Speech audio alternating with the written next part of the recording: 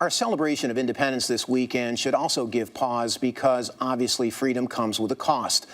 Among memorials for those who have given their lives in defense of freedom, we should also consider the 80,000 who are listed as missing in action. They are the forgotten heroes for their families. Some spend lifetimes searching, hoping for answers. Russ Mitchell now has the extraordinary story of one family who waited 6 decades for their soldier to come home.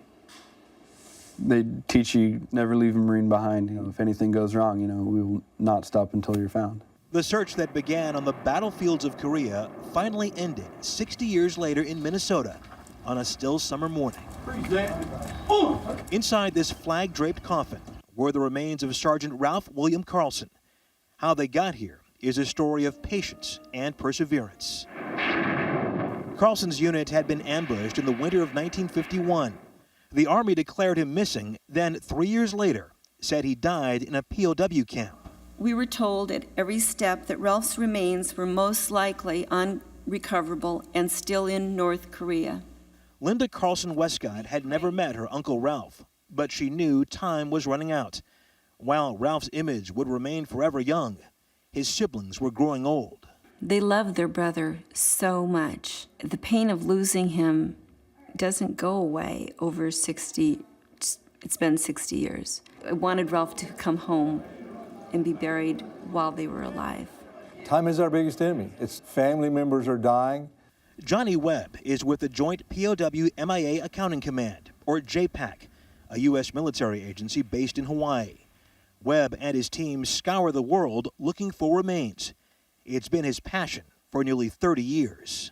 These are fathers, these are brothers, these are husbands, these are men that need to be brought back home.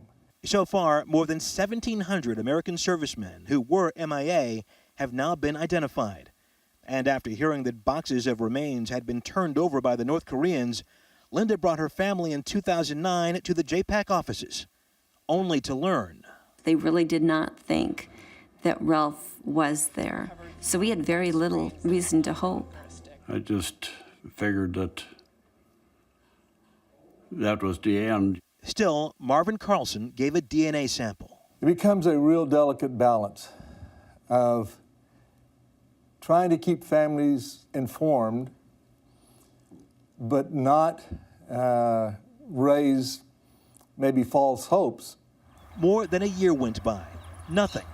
Then suddenly, Dad called me, and he started choking up, and then he started crying and telling me that the Army from Fort Knox had called him, and they have identified Ralph, and he was overcome with emotion, and so was I.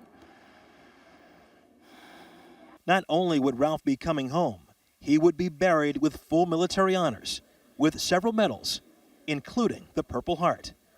Last week, Linda's son John, who just became a Marine, went to Hawaii to receive Ralph Carlson's remains. So would you like to spend some private time with him? Yeah, I think that'd be a good idea. All right. John is the same age that his great-uncle Ralph was when he went missing. I was overwhelmed, thinking military composure, keep my composure.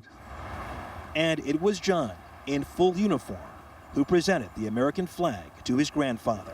Very proud, very proud. Hard to believe that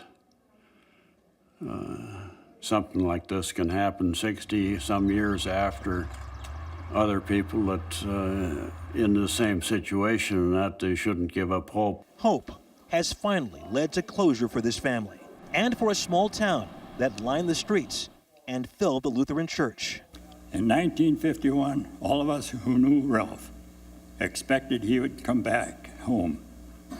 He's home now. Welcome home, Sergeant Carlson. We've been waiting for you. For 60 years, the only trace of Ralph Carlson was his name inscribed on the wall of the missing at this cemetery on Oahu, and his empty grave back in Braham, Minnesota. You go stare at the headstone and wonder, where are you? What happened to you? And then finally, there's an end. Ashes to ashes, dust to dust. His body's physically in the ground, and he's at home where he's at home now.